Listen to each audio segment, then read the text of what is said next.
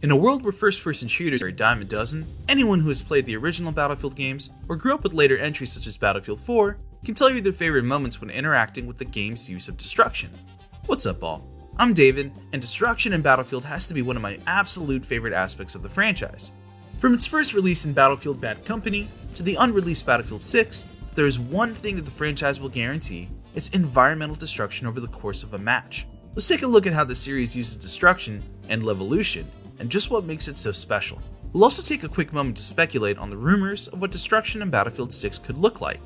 Now, if you're excited for Battlefield 6, make sure to like this video so you'll always be the first to know. Be sure to hop in the comments too afterwards, and if you really want to help us out, hit that bell button. It's free. Let's get started. Before Battlefield went on to the Frostbite engine, destruction in the game mainly involved very minor, specific parts of the level. Bridges are a common example, and in games like Battlefield 2, bridges can be destroyed with explosives. This basic form of destruction quickly evolved as Battlefield transitioned to the Frostbite engine, which gave the game a lot more firepower, pun intended, in creating a dynamic world that would rock your screen with explosions and shockwaves, adding a level of immersion that went beyond just what you saw on screen, but instead threw you into the middle of what was basically a massive interactive sandbox. With Battlefield Bad Company 2, we also got a more complex system of destruction. Entire objects would no longer disappear at once. Instead, buildings, trees, and roadways would crumble over the course of a match.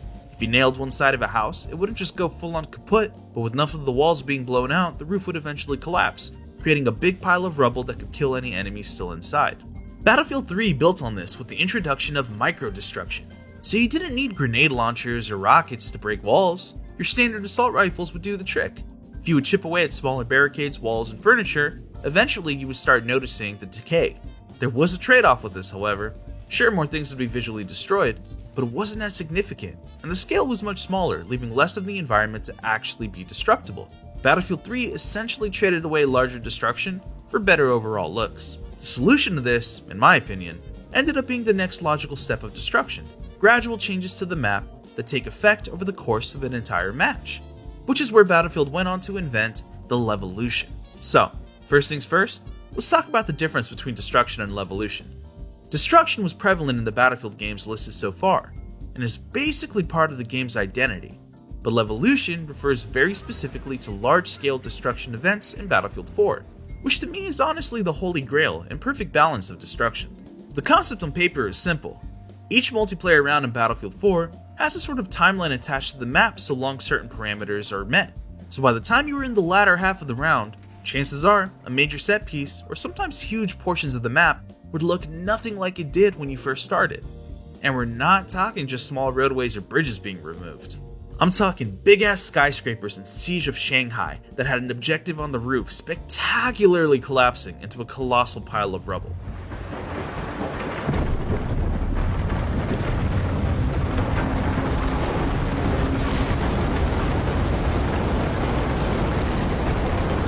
There are plenty of other areas like this in other Battlefield 4 maps, where as long as specific areas took damage or had certain parameters met, sometimes dramatic consequences could have resulted.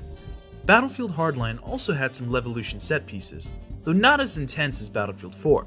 Still, you could knock a giant crane into a building to create a new path between objectives, or even have a bank vault come crashing through the roof during a heist.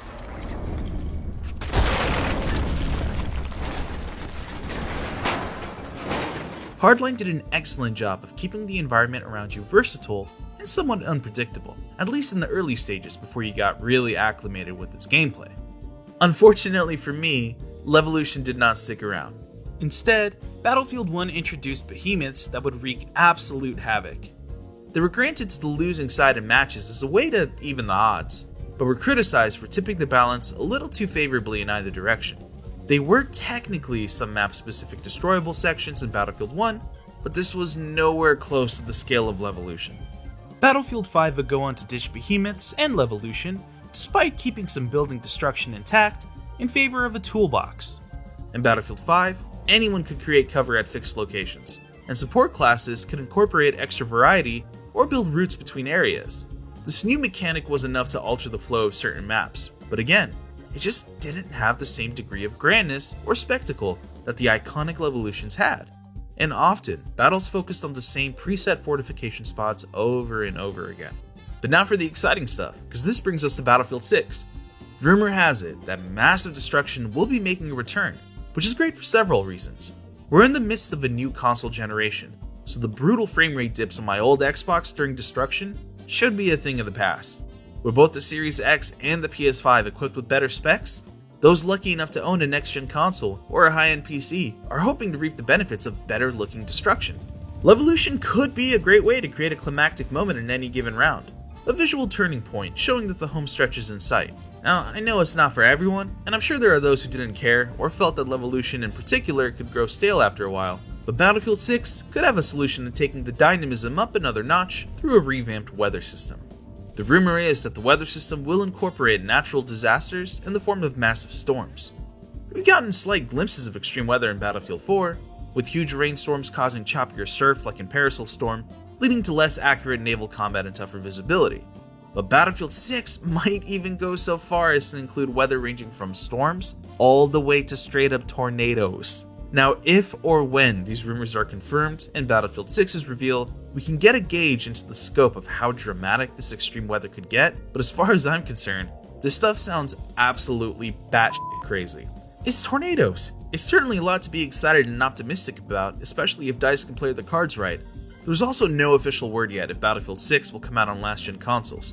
My hope is that it stays next-gen exclusive, so there's more effort on pumping out as much visual fidelity in the Destruction as possible.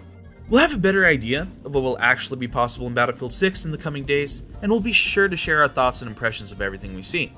So what did you prefer? The organic destruction of Bad Company, Levolution from Battlefield 4, or even those massive behemoths from Battlefield 1? Be sure to sound off into the comments and tell us what kind of destruction you'd like to see in Battlefield 6. Now here's some quick examples of my favorite Levolutions from Battlefield 4 to close us off, because they're just that good. Thanks for watching.